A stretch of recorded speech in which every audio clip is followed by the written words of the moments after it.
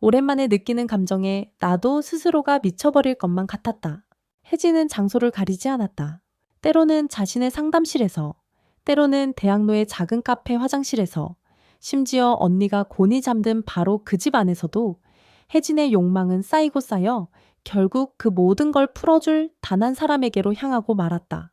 바로 언니의 남편이자 내의 형부, 도윤이었다. 심리상담이라는 이름으로 시작된 도윤과 혜진의 만남은 곧 금기를 넘는 은밀한 관계로 이어졌고, 도윤은 오랫동안 아내의 외도를 모르는 척하며 살아왔다. 가정을 지키기 위해 자신의 감정을 눌러 참고 또 참았다. 하지만 위로받고 싶었던 어느 밤, 도윤은 더 이상 혜진의 시선을 피하지 못했다. 언니의 남편과 동생, 절대 가까워져선 안 될 두 사람의 위험한 사랑이 시작되고 말았다. 이들의 끝은 어디일까? 가정과 윤리를 무너뜨리면서까지 지키고 싶었던 그 감정, 그것이 정말 사랑이었을까? 만약 당신이 이 이야기의 전말이 궁금하다면 지금 구독과 좋아요, 알림 설정을 눌러주기 바란다. 당신의 작은 클릭이 다음 이야기의 문을 연다. 오후 6시 30분, 박도윤은 삼성동의 오피스 빌딩 12층 인사팀 부장실 책상 앞에 앉아 컴퓨터 화면을 멍하니 바라보고 있었다. 부장이라는 직함이 주는 무게가 어깨를 짓누르는 하루였다.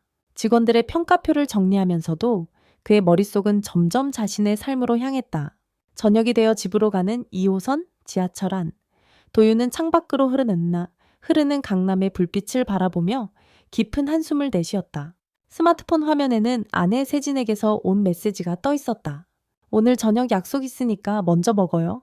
짧고 차가운 문장이 그들 부부의 현실을 잔인할 만큼 정확히 보여주는 것만 같았다. 18년 전 세진과 결혼할 때만 해도 도윤은 따뜻한 가정을 꾸릴 수 있을 거라 믿었다. 하지만 세월이 흐르면서 둘 사이의 대화는 점점 줄어들었고 이제는 생활비나 아이들 얘기 같은 현실적인 문제만 나누는 사이가 되어버렸다. 세진은 문화센터에서 명상과 필라테스를 가르치며 자신만의 세계를 만들었고 도윤은 회사 일에만 매달리며 점점 고립감을 느끼게 됐다. 집에 도착한 도윤은 현관문을 조용히 열고 다녀왔습니다. 라고 말했지만 돌아오는 것은 정막뿐이었다. 거실에는 세진이 두고 간 요가 매트만이 덩그러니 놓여 있었다. 냉장고에서 김치찌개 한 그릇을 꺼내 전자레인지에 드며 그는 자신의 인생이 언제부터 이렇게 공허해졌는지 곰곰이 생각했다. 혼자 먹는 저녁 식사는 유난히 쓸쓸했다. TV에서는 행복한 가족들이 나오는 광고가 흘러나왔지만 그 모든 장면이 도윤에게는 남의 일처럼 느껴질 뿐이었다. 세진이 밤늦게 들어오는 일이 잦아진 것도 벌써 반년이 넘었다. 처음에는 그저 동호회 활동이 늘어난 거라 믿으려 했지만 점점 마음 한켠에 의심이 피어올랐다. 소파에 앉아 캔맥주를 따며 그는 다시 한번 자신의 삶을 되짚어 보았다. 회사에서는 능력 있는 부장으로 인정받지만 집에서는 점점 존재감이 사라져가는 기분이었다. 아내에게는 더 이상 필요한 사람이 아닌 것 같았고 성인이 된 자식들은 이미 각자의 삶을 꾸려가고 있었다. 그날 밤 세진은 12시가 넘어서야 집에 들어왔다. 도윤이 거실에서 기다리고 있는 것을 본 세진은 약간 당황한 표정을 지었다. 아직 안 주무셨어요? 세진의 목소리에는 피로가 묻어 있었다. 그냥 기다렸어. 도윤의 대답은 담담했지만 마음속에는 복잡한 감정이 소용돌이쳤다. 다음 날 아침 도윤은 평소보다 일찍 잠에서 깼다. 세진은 이미 필라테스 수업 준비를 위해 집을 나간 후였고 집안은 적막했다. 혼자 간단하게 아침을 해결하며 도윤은 오늘도 어제와 다를 것 없는 하루가 반복될 것임을 직감했다. 회사에서의 오전은 숨가쁘게 흘러갔다. 신입사원 면접 일정 조율, 부서 인사 이동건 등 정신없이 바빴다. 점심시간, 평소처럼 동료들과 식사하러 나가려다 갑자기 속이 쓰린 느낌이 들었다. 스트레스 때문인지 위장이 좋지 않았다. 부장님, 얼굴이 안 좋아 보이세요? 괜찮으세요? 후배 직원의 걱정스러운 말에 도윤은 괜찮다며 웃어 보였지만 오후 내내 위장의 불편함이 가시지 않았다. 결국 일찍 퇴근해 병원에 들르기로 마음먹었다. 회사 근처의 강북 삼성병원에서 내과 진료를 받은 도윤에게 의사는 스트레스성 위염 초기라며 약을 처방했다. 요즘 스트레스 많이 받으시는 것 같은데 충분한 휴식과 마음의 안정이 중요합니다. 의사의 말이 이상하게도 마음을 울렸다. 처방전을 들고 병원 로비를 나서려던 그때 문득 한 간판이 눈에 들어왔다. 마음원 심리상담센터라고 적혀 있었다. 정말 마음의 병도 치료할 수 있는 걸까? 문득 궁금함이 밀려왔다. 잠시 망설이다가 도윤은 발걸음을 그쪽으로 돌렸다. 상담센터 입구에서 나는 놀라움을 감출 수 없었다. 접수 데스크 너머에서 나오던 사람은 다름 아닌 내 동생 혜진이었다. 어머, 형부, 여기 웬일이세요? 혜진도 나를 보고 깜짝 놀란 얼굴이었다. 여기서 일하는 거였어? 도윤이 당황스럽게 묻자 혜진은 몇 년 전 심리학 박사 학위를 받고 개인 상담센터를 운영 중이라 설명했다. 형부 어디 아프신 건 아니죠? 걱정스러운 말투에 도윤은 위장 때문에 병원에 왔다가 우연히 간판을 보고 들렀다고 말했다. 혜진은 도윤의 얼굴을 찬찬히 들여다보며 요즘 많이 힘드시죠? 라고 조심스럽게 물었다. 그 한마디에 나는 가슴이 뭉클해졌다. 오랫동안 아무도 내 마음을 이해하려 든 적이 없었으니까. 아냐? 그냥 나이 드니까 몸이 약해지는가 봐. 담담히 대답했지만 혜진은 내 눈빛에서 깊은 외로움을 읽은 듯 했다. 형부, 시간 괜찮으시면 차 한잔 하면서 이야기할래요? 가족끼리 뭘 그리 어려워요? 혜진은 밝은 미소로 나를 상담실로 안내했다. 따뜻한 조명 아래 아늑하게 꾸며진 공간. 마주보는 소파 2개. 여기 앉으세요. 어색한 마음으로 소파에 앉았다. 동생과 단둘이 이렇게 마주한 적은 거의 없었다. 혜진은 차를 내리며 형부 정말 괜찮으세요? 얼굴이 많이 힘들어 보여요. 라고 걱정스레 물었다. 아니야. 회사 일이 좀 바빴어. 여전히 방어적 태도를 보였지만 혜진의 따뜻한 시선에 왠지 마음 한구석이 누그러졌다. 언제부터였을까? 집에서도 회사에서도 이런 관심을 받아본 적이 없었다. 혜진은 조심스럽게 형부, 저는 심리상담사라서가 아니라 가족으로서 묻는 거예요. 요즘 언니랑은 어떠세요? 라고 질문했다. 나는 잠시 말문이 막혔다. 세진과의 관계를 누구에게 묻는다는 것이 쉬운 일이 아니었으니까 뭐 그냥 그래. 오래 살다 보니까 별로 할 말도 없고 담담하게 대답했지만 혜진은 내 대답 속 숨겨진 외로움을 알아차린 듯 했다. 혹시 상담 한번 받아보시는 건 어때요? 전문적으로? 나는 손사래를 쳤다. 아냐, 그런 건 필요 없어.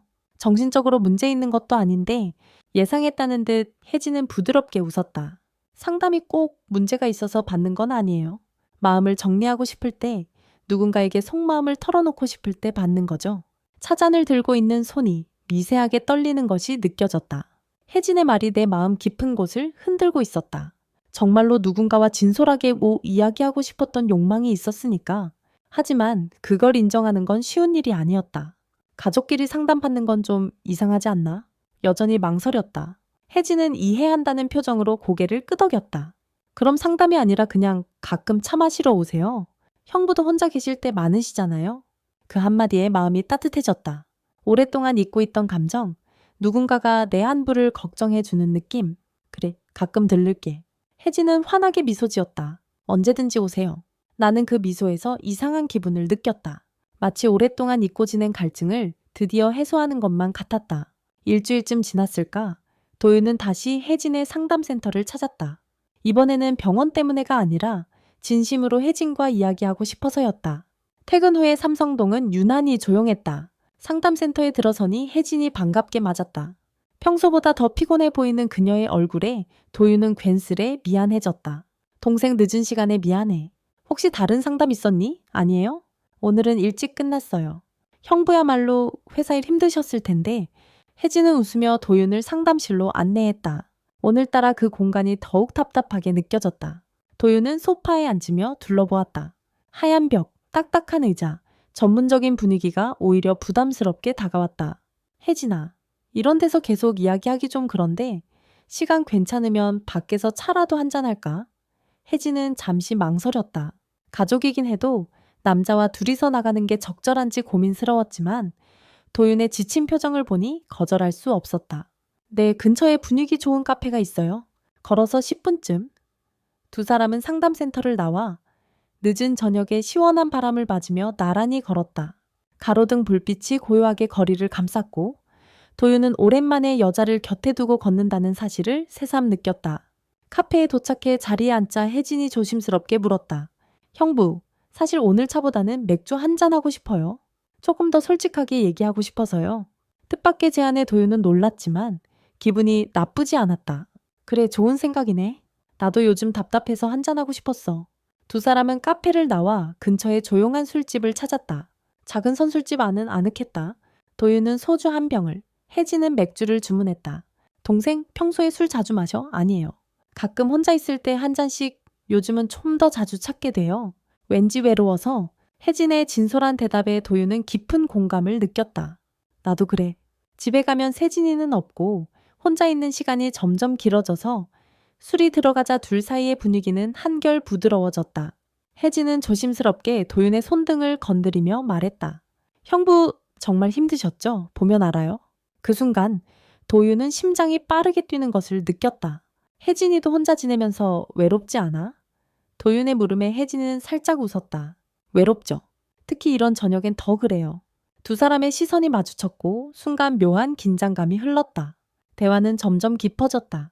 도윤은 세진과의 점점 소원해지는 관계를, 혜진은 가족이지만 그 누구에게도 말하지 못했던 고독을 털어놓았다.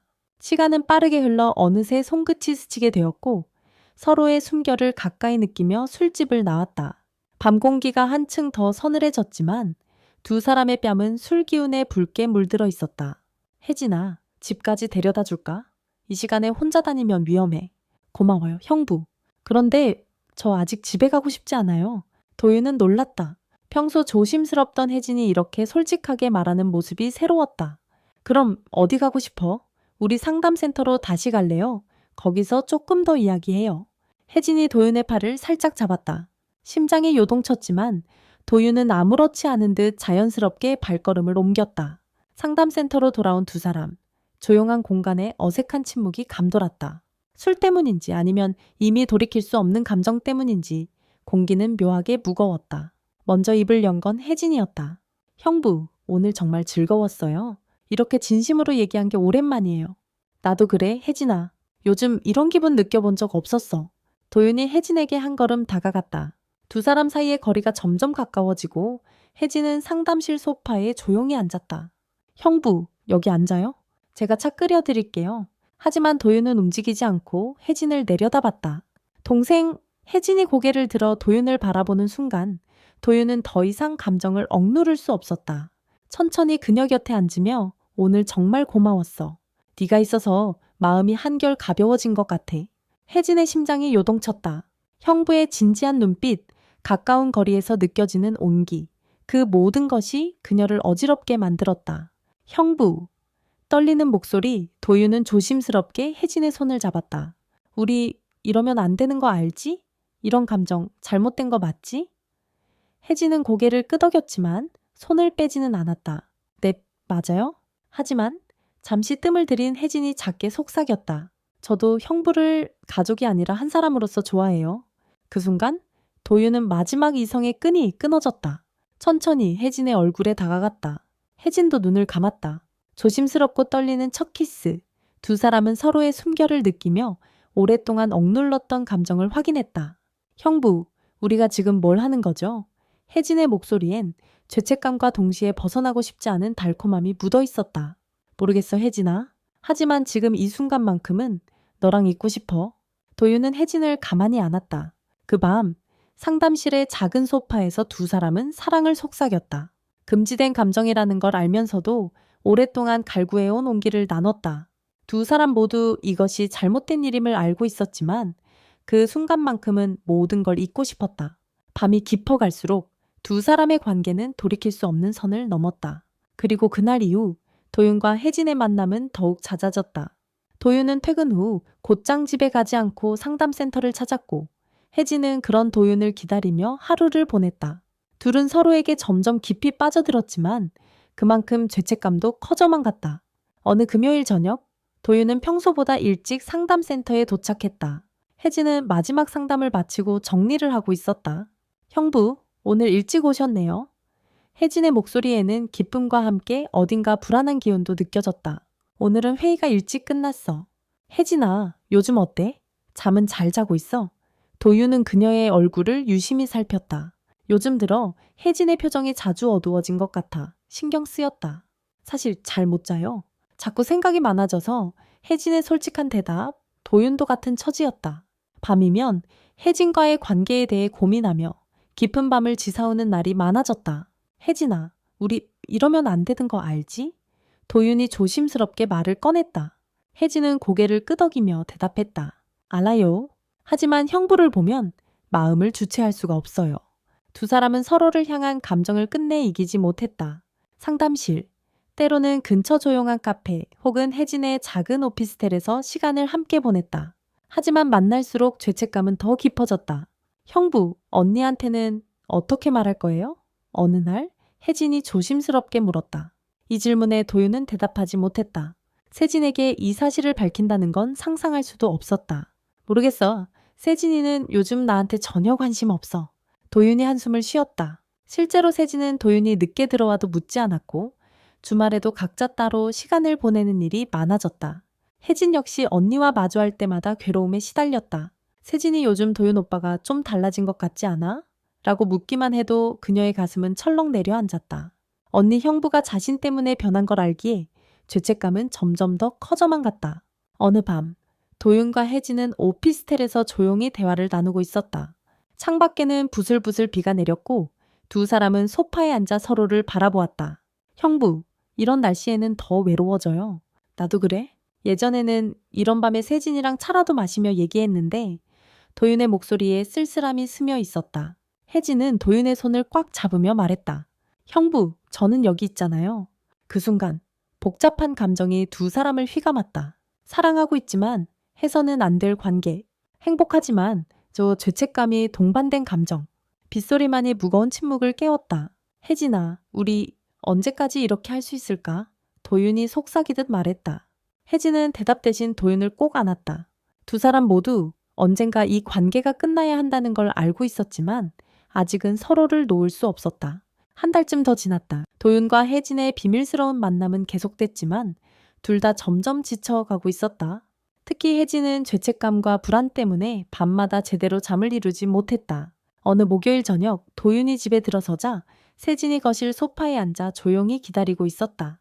평소와 달리 진지하고 굳은 표정, 뭔가 결심한 듯한 눈빛이었다. 여보, 앉아요. 할 말이 있어요. 세진의 목소리는 차분했지만 어딘가 단호했다. 도윤은 본능적으로 가슴이 철렁 내려앉는 걸 느꼈다. 혹시 세진이 무언가 알아챈 걸까? 아니겠지, 아니길 바라면서도 불길함은 커졌다. 무슨 일이야? 도윤은 최대한 아무렇지 않은 척 물었다. 세진은 한참 침묵하다가 입을 열었다. 여보, 우리 이혼해요. 도윤은 순간 숨이 멎는 것 같았다. 갑자기 이혼이라니. 그 말을 직접 듣는 순간 도윤은 자신도 놀랄 만큼 당황했다. 갑자기 무슨 소리야? 갑자기가 아니에요. 나도 오랫동안 고민했어요. 더 이상 우리 부부로 살 의미가 없는 것 같아요. 서로에게 관심도 없고 대화도 없고. 세진은 담담하게 말했지만 말끝마다 오랜 슬픔과 피로가 묻어나왔다. 도윤은 충격에 휩싸였지만 한편으로는 이상하게 해방감도 느꼈다. 세진이 먼저 이혼을 꺼낼 줄은 정말 몰랐다.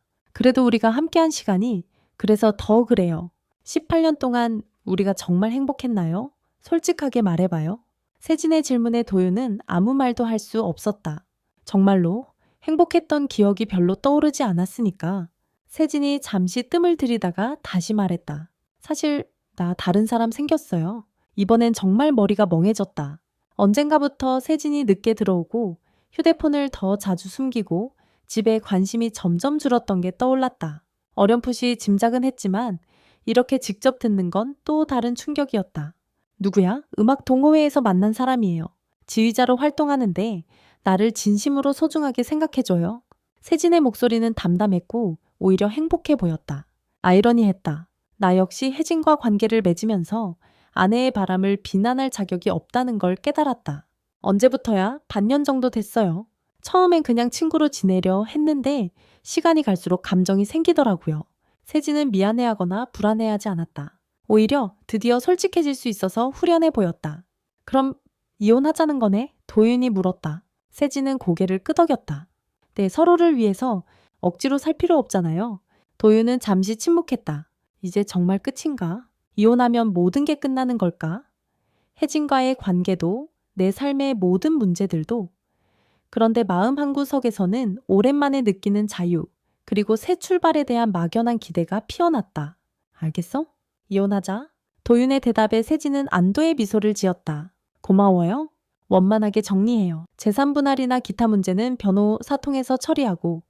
그날 밤 도윤은 혼란스럽고 복잡한 마음을 안고 혜진에게 전화를 걸었다.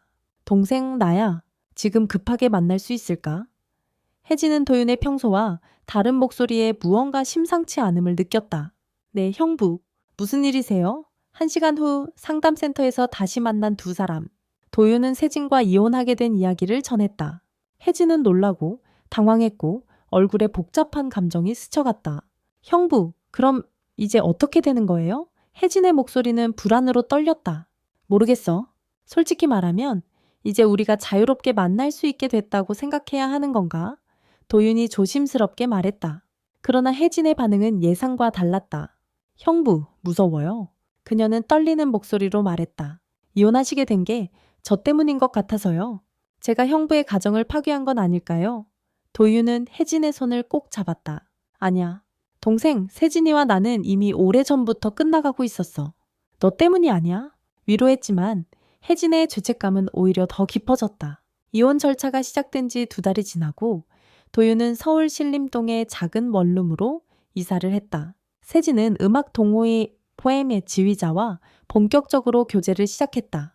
모든 것이 정리되어 가는 것처럼 보였지만 도윤과 혜진의 관계는 오히려 점점 어긋나기 시작했다. 도윤은 이혼이 성사되면 혜진과 자유롭게 만나며 새 인생을 시작할 수 있을 거라 생각했다. 하지만 이상하게도 혜진은 도윤을 피하기 시작했다. 상담센터에 찾아가도 오늘은 상담이 많아서 시간이 없어요. 라며 만나주지 않는 날이 늘어났다. 동생, 왜 그래? 이제 우리 아무런 제약 없이 만날 수 있잖아. 어느 저녁 도윤이 간절하게 물었다. 혜진은 고개를 저으며 힘없이 대답했다. 형부, 그게 아니에요. 오히려 지금이 더 무서워요. 뭐가 무서운데? 우리 이젠 자유롭잖아. 도윤은 혜진의 마음을 이해하지 못했다. 혜진은 한참을 머뭇거리다가 어렵게 입을 열었다. 형부가 이혼하신 게 정말 저 때문이 아니라고요? 저 때문에 한 가정이 무너진 게 아닌가요? 아니라고 했잖아. 세진이와 나는 이미 오래전부터 도윤이 말을 이으려 하자 혜진은 손을 내저었다. 형부, 저 평생 죄책감 안고 살아야 해요. 언니를 배신한 것도, 형부의 가정을 흔든 것도. 도윤은 애타게 혜진을 붙잡으려 했다.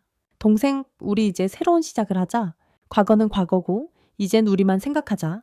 하지만 혜진의 눈빛은 단호해졌다. 형부, 저 상담센터 정리하고 부산으로 이사 갈 거예요.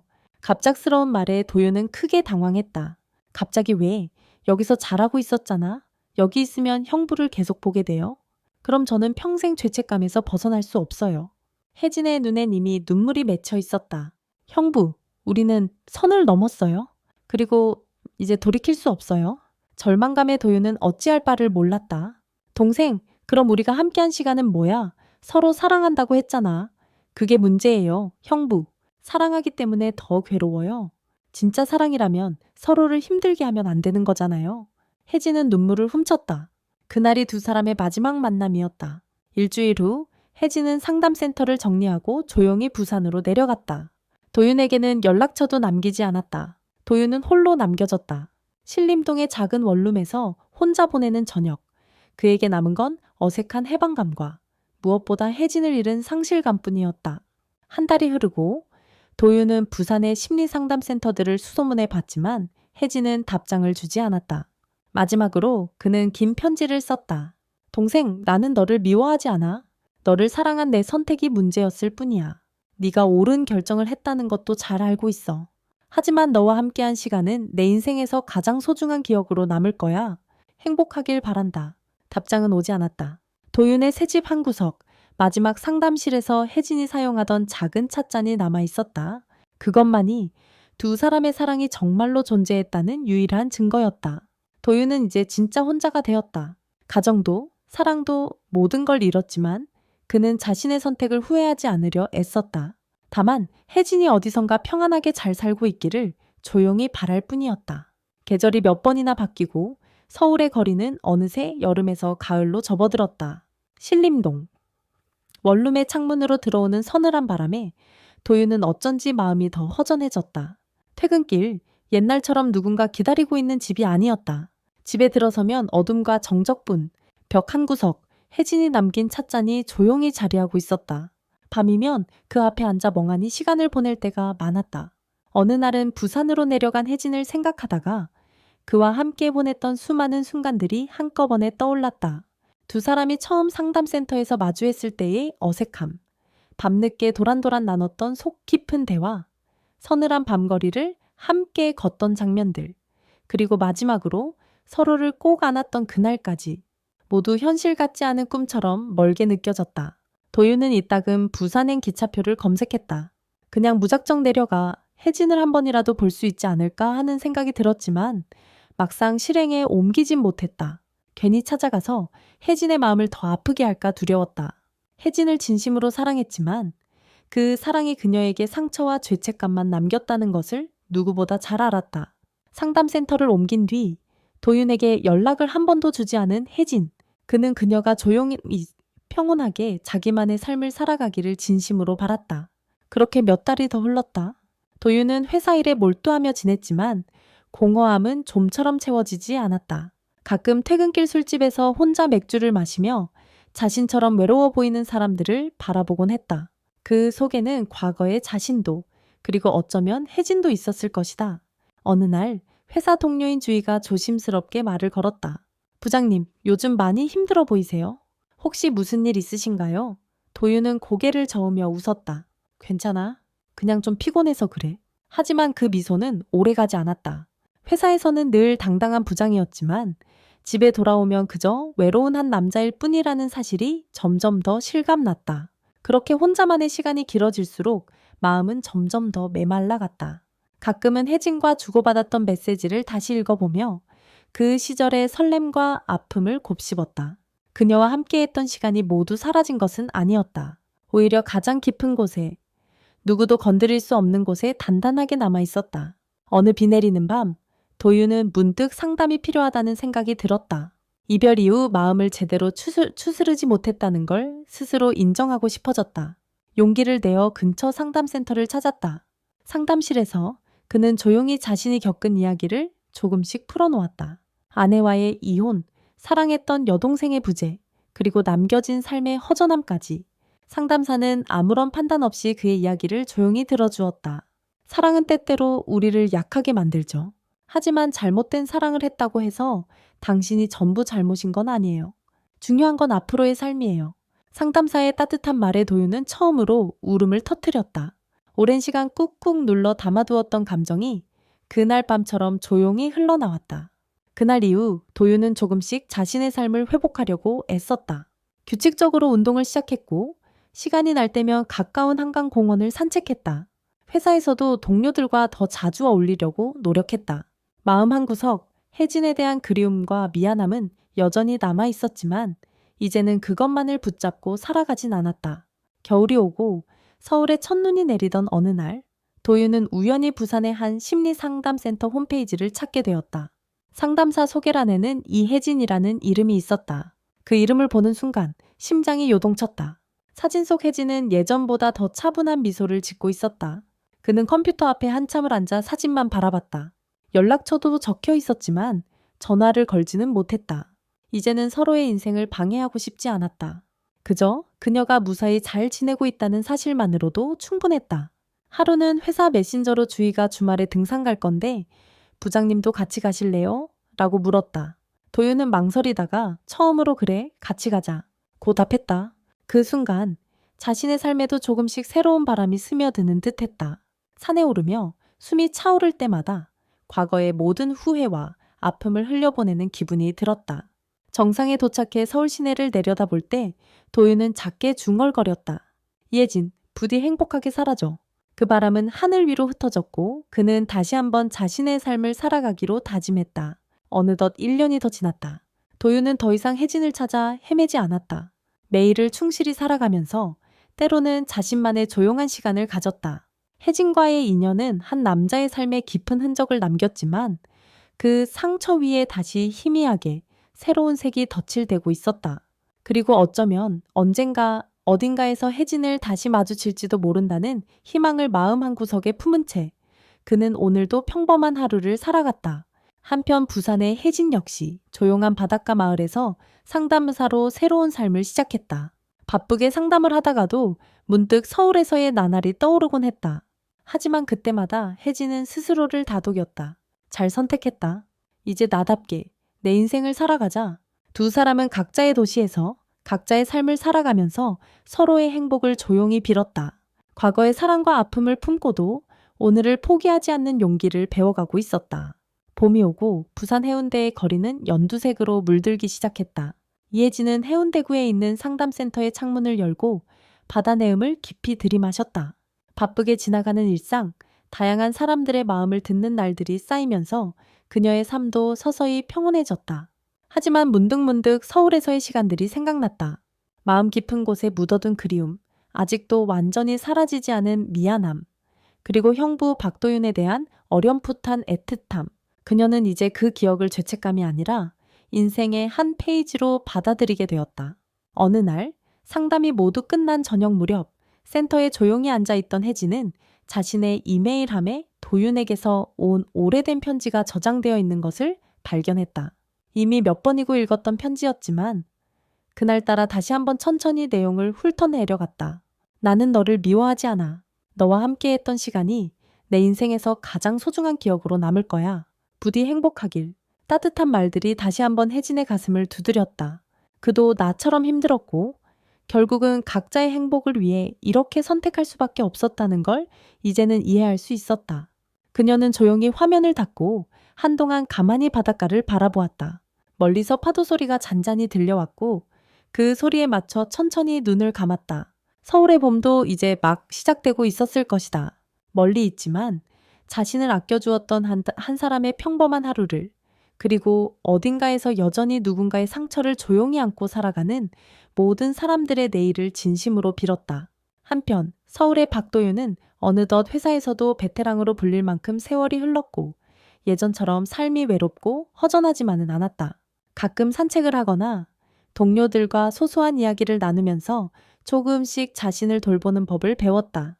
저녁 무렵 그는 집에 돌아와 어둠 속에서 책을 펼쳤다.